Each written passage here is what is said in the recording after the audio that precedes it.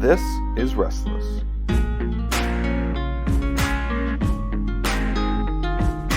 Welcome back to Restless, a post-mortem on the young, restless, and reformed. I am your host, Matt. I am joined by Pastor Michael.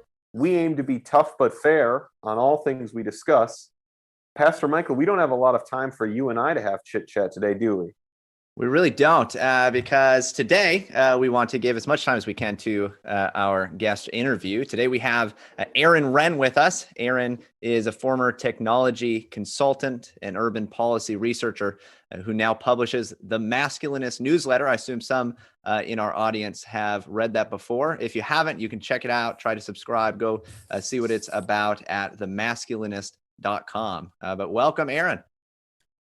Hello there. Thanks for having me. We are excited to talk to you today because I've followed your work and read the newsletter. I started to realize you had a lot of overlapping interest with us on New Calvinism or Young, Restless, and Reformed. Oh, yeah. Great. Happy to talk about that.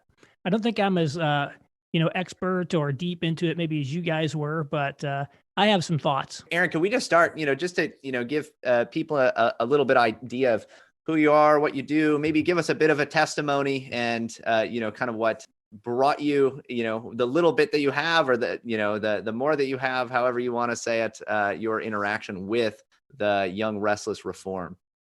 Sure. So I grew up in rural southern Indiana.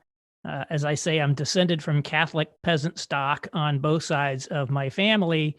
But my mother got very interested and involved in the Catholic charismatic renewal movement in the 70s and ended up leaving the Catholic Church. So I was actually raised in a rural, fundamentalist, you would say, Pentecostal church in rural southern Indiana during the 70s and 80s. Went off to State U and then moved to Chicago as a tech consultant. Really was not at all living as a Christian. I would have said, I believe in God and all that, but it was not at all relevant to my life. And then around 2010-ish, ended up, I'd been married and I had got divorced. And that was a very, emotionally difficult time for me. It kind of surprised me in a lot of ways because, by all accounts, this should have been an easy divorce. But, maybe it was the first kind of real adverse experience I'd had in my life. And so like a lot of people, very prosaic story, when you run into personal problems, sometimes you start looking for religion. So, I started going back to church and, kind of really date my own kind of conversion, if you will, to that time frame. So I was actually attending a call it an Arminian Baptist church. It was non-denominational in Chicago at that time. But I was talking with the pastor and he knew that I was very interested in cities and urban policy. And he's like, "Oh, you should check out Tim Keller." And so I watched, I think it was actually the 2010 talk that he gave at the Lausanne conference. And I'm like, wow, this guy actually gets it.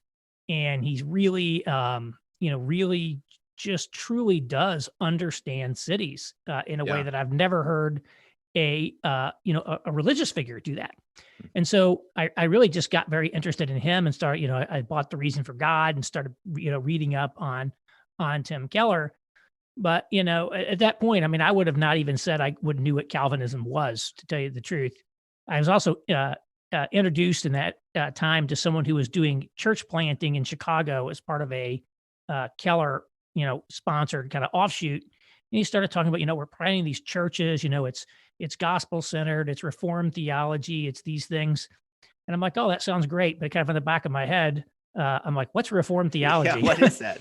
So, it's just like a lot of things. It's just like, it's like a consultant. The consultant in me is like, you can never admit you don't actually know the answer. You gotta like file it off and go look it up so that you come back to the client the next time you actually know what you're talking about. Yeah. So I go back, I go home, I'm like, I got to Google that.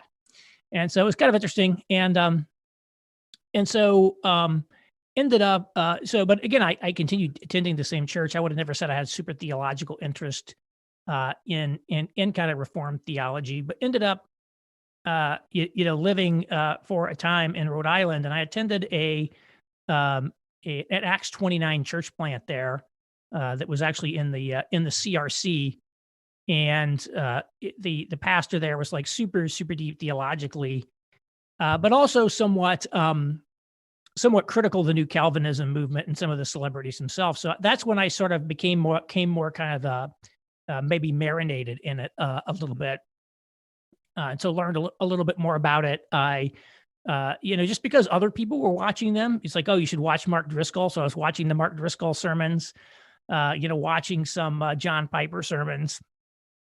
And so that was sort of maybe my entree into kind of the Reformed world. And then when I lived in New York, I attended a church that I would characterize as New Calvinist. As you know, one of the things is nobody ever admits to being a New Calvinist. Right. Nobody ever says, oh, yes, I'm a New Calvinist. But I would say that the church was very much in the New Calvinist style, Huh. and I feel very good about it. So I have really great church. Yeah, so it's really interesting to me that your kind of on-ramp, a lot of the people that we have had on and interviewed, their on-ramp to these things was usually, theological. Hey, I was in this church and we started to read this book or something like that. It's interesting to me that your route in was much more studying, urban policy, the city, things like that. And now all of a sudden there's this, religious figure in Tim Keller speaking about the city. So that's fascinating to me. Yeah. I mean, it was certainly Keller's approach was very appealing to me at the time because I was very into cities. And, a lot of American, Protestantism is really detached from cities. I would say evangelicalism is a very suburban phenomenon for the most part. A lot of these, fundamentalist churches are in more rural and small town environments, and having someone with, an urban sensibility who is a Christian, but also I think very key, actually intelligent and knows what he's talking about. Yeah. Counted for a lot with me, and it really resonated with me, at the time. You kind of had these intersections over the course of this time into this movement in various ways. And honestly, I mean, it sounds like you had a pretty wide range of experiences within New Calvinism. It sounds to me, and variation of the different figures that you listened to and heard from. So what is it? As I would say I got to interrupt for one. Go ahead. I would not say that I ever considered myself or would have identified myself as part of a movement, a sort of a Calvinist movement, or this kind of self-conscious, gospel coalition, desiring God. This whole idea of a new Calvinist movement was something that, it's sort of like I only kind of found out about that later. I never would have said, oh, I'm in this very cool thing. It kind of took me a while to figure out about that. Yeah. So what was it that brought you to kind of see it as a movement? Yeah, I don't know the exact triggering event. I mean, I could have told you what all this, the key is New Calvinism was basically nearing its peak, I think, at the time I sort of got involved with it. And so, I wasn't there. I wasn't present at the creation. The book Young, Restless, and Reformed, or whatever it was, came out long before, I was even thinking about it, like the Gospel Coalition. So this was just kind of part of the landscape to me. And again, my background was such that, I didn't even have like a tremendous amount of familiarity with what you might call the evangelical space, having grown up in the kind of the Assemblies of God world in a rural environment in Indiana. I probably knew a lot about the religious right figures of the 80s and early 90s, the Pat Robertsons, the Jerry Falwells, the Jimmy Swaggarts, all those kind of guys. I knew who those guys were, Jim and Tammy Faye Baker. But a lot of these other figures, I didn't, who's Francis Schaeffer? I couldn't tell you, right? Sort of things. And so it's like a lot of things. I think most people really don't know that much. My experience is most people really don't know that much history on anything. I was working actually for a conservative think tank in New York and really realized, I didn't know that much about political conservatism and where it came from. And so I had to start reading up on the history of political conservatism, the history of church in America. Most people don't know anything about it. It really, I think people are right. They're in their church, they're in their world, but there's not really this education on what's, the context of all the different tribes and this, and here's where this came from and that came from. You pick up a little bit through osmosis, but sort of educating people on that. In my experience, it's not common.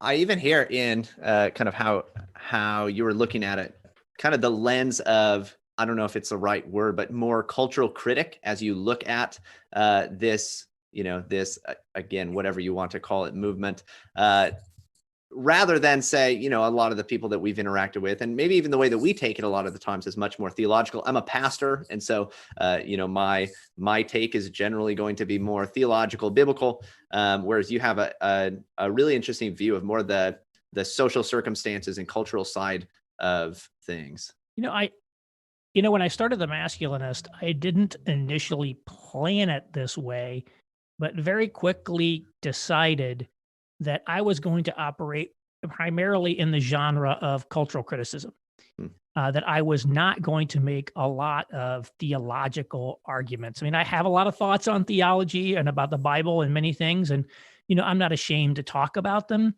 But for the most part, what I basically says, if I'm going to engage with people who, were seminary professors or pastors, and try to, debate them on theological grounds, I'm not in very good standing, probably. It's not just the credentials, but they probably just know a lot more than I do about it.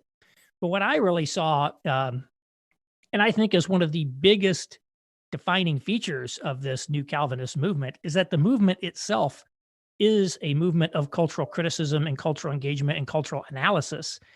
And really, much of what they say isn't that impressive for the most part. And I'm like, yeah, I'm as good or better, certainly better on many respects than they are on some of the topics that I write about. Because I think like on the way they talk about gender, for example, and attraction and really intersexual dynamics is just flat out wrong. And so I wanted to engage on territory where, frankly, a lot of other people aren't engaging. And whereas the theological side there's not a lot. I don't think I would bring a lot to the table there, even if I did it. You know what I mean? So I try to stick to the more cultural criticism side, which I think is, again, it's an underanalyzed sociologically, many of these movements. So I wrote an article in the Masculinist about the origins of complementarianism, and I pointed out how, here was the time frame and when it arose. Here was the other context going on. And oh, by the way, the majority, a sizable majority of the people who were involved in defining creating it were from a pretty narrow time band of birth years. They're from that early baby boomer cohort. And so it has nothing to do with whether it's theologically true or false. That's a lens at looking at it that many people don't. I think one reason Vermeulen's book, Brad Vermeulen's book, Reform Resurgence, is getting a lot of people looking at it is because nobody had really looked at it this way. And he, for the first time, is kind of bringing that analytical lens in a structured academic way. And it's like, wow, we never thought about it this way before. So I think it's there's been a lot of theological debates, but I think sort of the sociological and cultural aspects of it has been understudied. Yeah, we had a great conversation with Brad when he came on. But tell us then, what does a cultural critic see when he looks at New Calvinism? Well, I think that Brad Vermeulen did a very good job of laying out, New Calvinism and what it is in his book. So I would just refer you back to that. And I certainly share his view that its development, maybe even self-consciously, was as part of a sort of call it power politics. He doesn't use that term, but he uses this model of strategic action field theory, where you have these different groups of people who are sort of vying within the evangelical field for control, influence, power.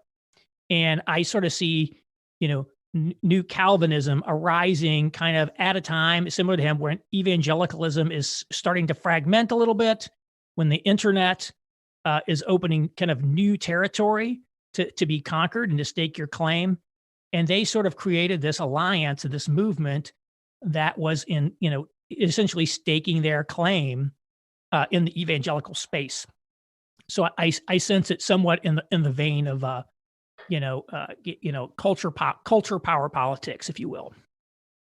Again, that doesn't mean it's wrong. Right. I fully support using, acquiring power and political power. It's not about the acquisition of power is itself not a negative. It's a very positive thing. It's how you actually use it. I think that is where it gets in. But the idea that they were, and I would say one of their characteristics is that they are in fact very, very savvy about how this stuff works. They're very smart, sophisticated people. They're not dummies. They know what they're doing. Again, Vermeulen doesn't go into this at all, but I can't help but wonder candidly whether James Davison Hunter was a consultant on it. I know he does consulting to church people. He's clearly, he has a bromance with Tim Keller for sure. And it certainly would not be within the realm of possibility that this guy, who is like one of the foremost sociologists of sort of culture power and how it works, was involved in kind of as an advisor with some of this stuff. But they were very sophisticated in this, and they're very sophisticated people. So tell us maybe just a little more on that. What do you mean that they are functioning? Most people who listen to our show think of them as the people who brought them this doctrine. You just described them as cultural critics and people engaging culture, maybe even primarily. What do you mean by that? Well, I mean, if you go to the Gospel Coalition, and it's always, it's like, here's what, the movie Avatar tells us about the gospel, or so, I made that up, but it's things like that. They're always doing that. And again, I am probably overly influenced by Tim Keller, who's only one and arguably not even the mainstream of New Calvinism.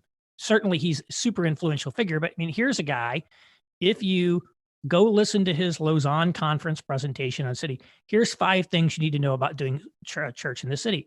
So here's a guy who clearly is world-class at digesting information about the world. He reads all the books, right? He studies the environment around him, and he even does field tests, right? If you listen to them talk about starting Redeemer and their Q&A sessions and everything that they did, they're interacting with the world and seeing how it reacts and what works and what doesn't work. And then he turns it into a framework. He digests all this unrelated material. He puts it together into kind of a coherent framework, and then he's able to articulate it in a very powerful way to other people. And so he was able to essentially be the cultural guide to the city in a lot of ways. And, here's what's going to happen culturally when you go into the city. If you want to be successful in ministry in the city, you need to be prepared for the fact that multicultural ministry is always going to be hard. It's just going to be, there are just going to be these difficulties that are going to arise, but you just have to accept that and embrace it. You are going to have to be famous for helping the poor. If you want to reach the city, you need to have these gospel movements that cross different denominational and other boundaries. You go through these lists of things, and he's giving you essentially a strategy and approach for how you ought to think about doing ministry in city. If you read the book Center Church, which I think is his best book, it's excellent. It talks all about here's the ways, here's frameworks, 4 approaches to this, these kinds of very good. It's great diagnostic material that you can sort of use. I think what you see too, maybe more relevant to what I see, they very heavily sort of coach people and give guidance on how to navigate dating and marriage markets in the modern world. So there's an article out there by Kevin DeYoung on the Gospel Coalition's website, Dude, Where's Your Bride? And he started talking about his analysis of, the frustrated women who can't, are complaining why there's no good men. And he's giving his perspectives on why that is. That is a classic work of cultural criticism. I think he cites one scripture in there. It's really not even relevant to the topic. And it's engaging in it, but it's not really a theological engagement. It's a cultural engagement. It's talking about the world that we live in. And again, I'm not saying that's wrong, but I'm just saying that's the genre, right? Yeah. When, a guy like Don Carson says that kindness is the greatest aphrodisiac in marriage, which I think is one of the things that they tweeted of his. That's not a biblical statement. That's a that I would call that in the genre of That's essentially not in cultural Song of Songs. It's life Right. coaching. It's life coaching, right? So there's a lot of life coaching. There's a lot of social diagnostics. There's a lot of trying to interpret the culture. Here's how to make sense of what's going on in the modern world. And again, we do have to make sense of what's going on in the modern world. So I think that's, arguably even more than their theology, is sort of their, sort of their claim to fame. If you look at Tim Keller, most people, really think highly of Tim Keller because he built a successful ministry in New York City and seemed to crack the code on the city. You don't nearly as much hear people, talking about all of his theological positions on issues. Now, certainly the way he rhetorically talks about things, people love it. He's an incredible rhetorician, and his ability. That's why they're always saying, "What's Tim Keller going to say about this?" Even today, it's like years later, this guy is retired. He's got cancer, and people are still looking to him for the answers. The young generation, they're like, "Help us, Tim, to figure out how to navigate this cultural moment." So I think that is really what people are looking to him. They don't look at him because of his systematic theology that he wrote or something about that. So it's not that people dislike his theology, but I think his culture savvy and his ability to speak and, kind of as a public intellectual is by far what draws people, right, to Tim Keller. And like I say, that's what drew me to him was, why it wasn't that I read this like deep theological treatise.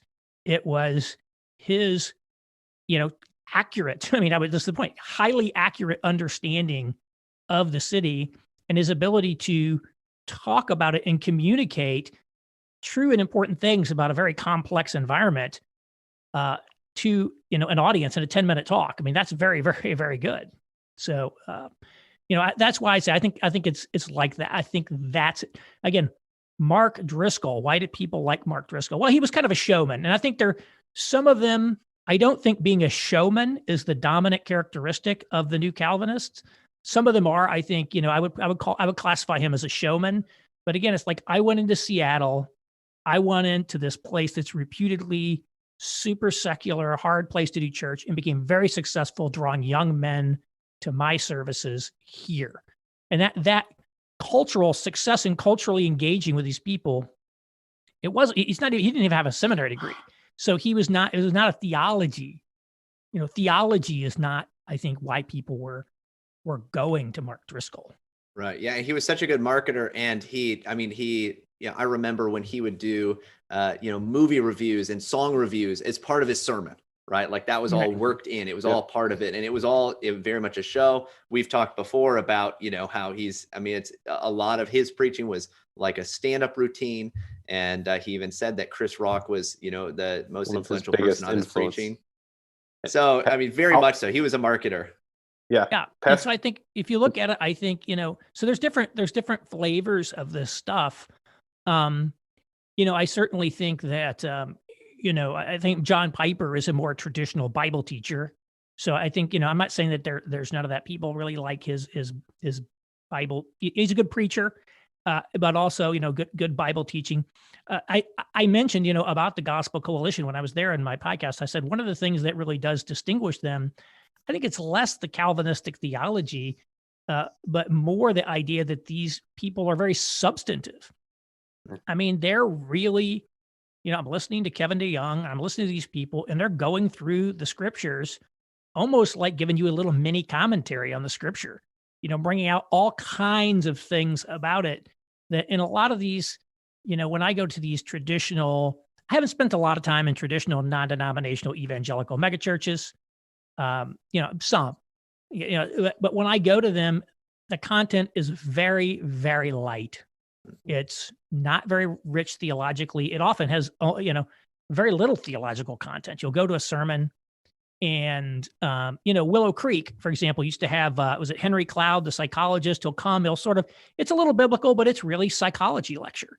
It's a lot of psychology, pop psychology. I went to a church here in Indy one time, just wanted to visit it. And it's like, here's how to manage your social media usage. It's very practical it's life coaching. It's not deep stuff. Whereas this kind of new Calvinism people, they really are substantive, right? They're not just, again, what Tim Keller has to say about the city, even not just theology, it's very substantive.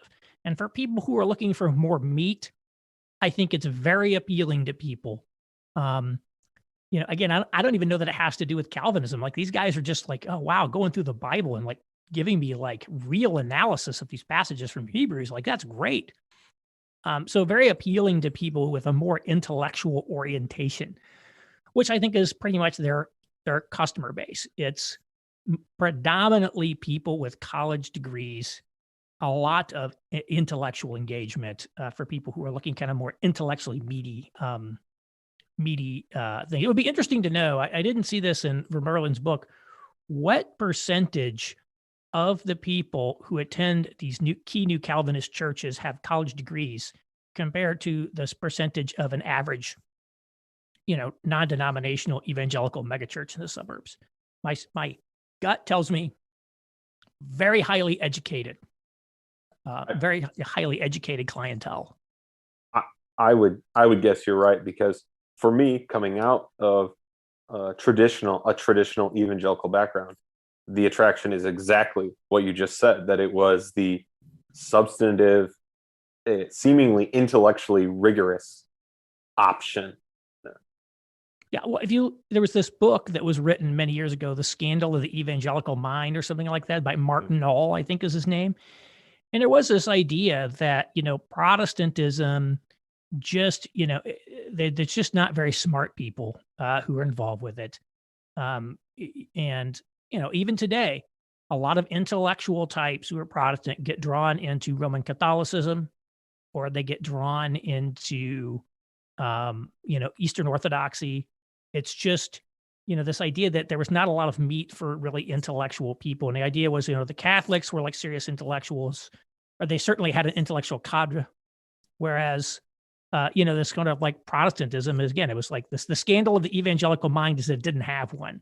And I think new Calvinism is sort of a response to that. We're going to be more intellectually oriented. We're going to be more serious. We're going to have more meat in what we're doing. And that's appealing to a lot of people. And I think it's a legitimate thing to say. It is meatier, more substantive. So our show is called a postmortem on New Calvinism. We tip our hand a little bit, but do you think the New Calvinism is past its prime? Has its moment come and gone, or is it still here? How would you frame that? Yeah, without question, it's in decline. I think it kind of came together. It reached its peak. And I think, like a lot of things, America, this has been a challenge, I think, with church in America and especially with evangelicalism. It's like every generation, every few years, there's a new methodology that comes along that gets hot. And like the non-denominational megachurch model of, Willow Creek and Saddleback and things like that was a hot thing for a while. And that reached a certain generation very well. And then, the internet comes along, and now you've got, new Calvinism. And it wasn't just new Calvinism, right? There were other things happening. The whole neo-Anabaptist movement and the new monasticism got going about that. There was the emerging church that got going. One of the things I started reading about a few years ago, everybody started talking about missional church. We wanted to be missional church. And so there's all these things that get going. So there's like a flavor of the month. It flowers for a while, and then it kind of fades, right? And it kind of lasts on. So I would say new Calvinism is in the decline phase. That doesn't mean it's going to go away necessarily anytime soon, but I would say it's certainly in the decline phase for a few reasons. One, it was as Vermeulen documents, it was a celebrity pastor network-based model. Many of the celebrities blew up, right? Yep. So there was kind of a blowing up of these ministries, the Mark Driscolls, the James McDonalds, the Joshua Harrises. So there was a lot of scandals that blew up a lot of people. The main, that I would call serious people, that kind of the tentpole and, intellectuals like Tim Keller and John Piper have retired. Right. So, they're still active, but, they're not, they're still, people are still looking to them, but there isn't, who is the next John Piper, right? Who is the next, Tim Keller? It's hard to really look and see like people with that kind of like, high wattage approach coming along behind them. And so these institutions are still here. They're still networks. They draw a lot of eyeballs, but I think that the star power is kind of waning. And, it's like a lot of things, and it's like any trend in society today. The half-life of a trend is pretty short. It gets shorter. And so it was hot. And now I think people are maybe, moving on to different, what it'll be, I don't know. But we'll see. So I don't think it's like complementarianism is a set of complementarianism. It's not dead yet, and it's going to be around for a long time. But I think it's clearly, you can see it's like in the decline phase. And so I don't see it. I don't necessarily see it reviving like it was before. Is New Calvinism is a product of the what have called a neutral space? Yes, I think very much so. It was this era when a few things were going on. One, cities were kind of coming back after this, era of decline in the 70s. The cities really started coming back in the 80s, but the 90s is really when cities made a big comeback. The 2000s, it really took off. So you had cities coming back.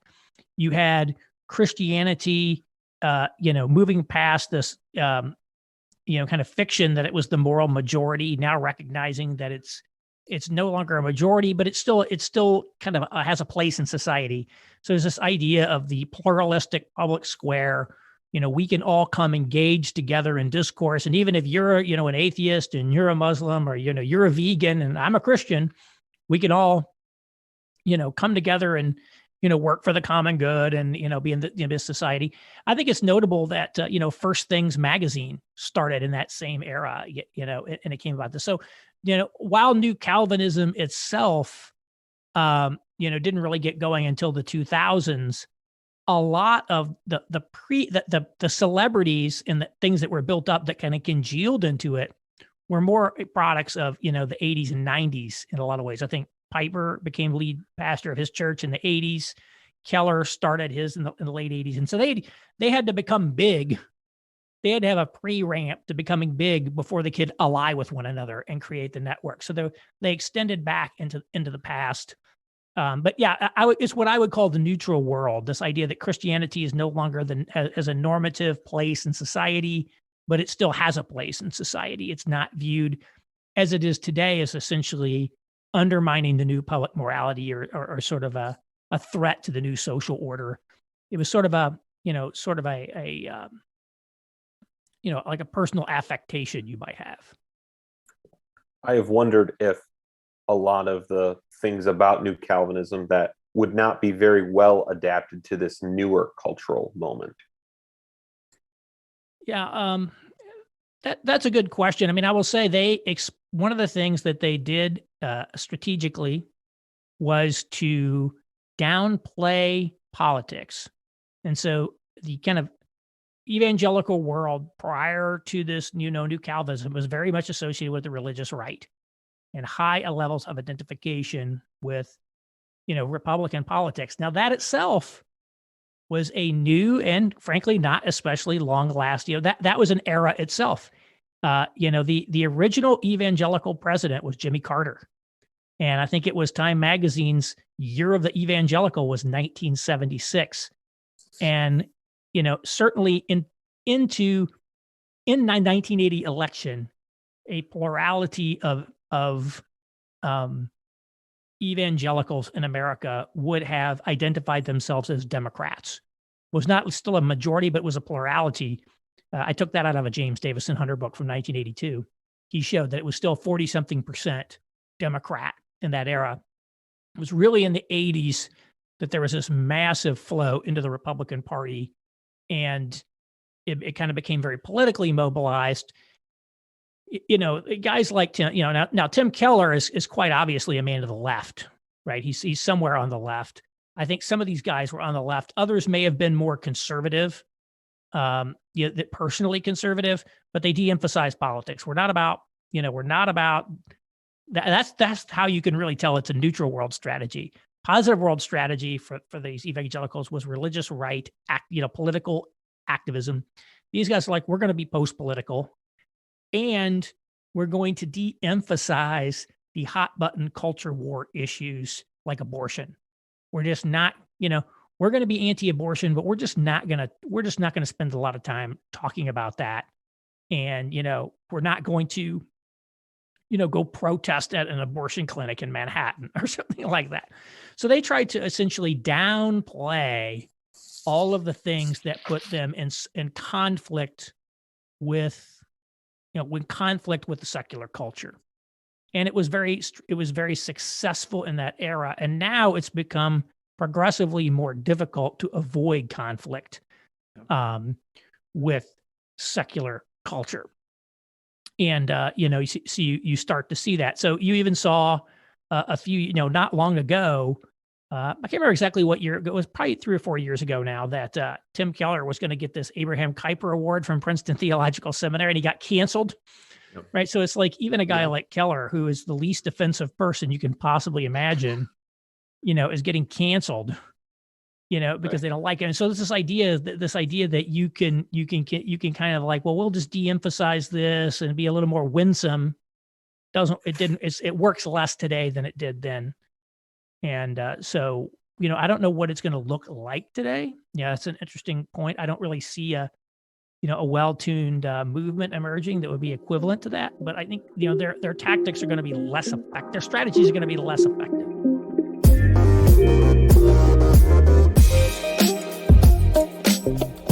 Well, thanks for joining us for this first part of our interview with Aaron Renn. Pastor Michael, new Calvinists as culture critics. Interesting stuff, right? Yeah, and it is just heating up because coming up next week, we have a continuation of the interview where we're going to get more into gender and complementarianism and all of that good stuff. So this is not something that you'll want to miss. Make sure that you go ahead, check out the Masculinist. While you're doing that, go ahead and go over to iTunes or wherever else, rate, review, share this podcast, make sure it gets out there. And that way we can keep doing these kinds of interviews.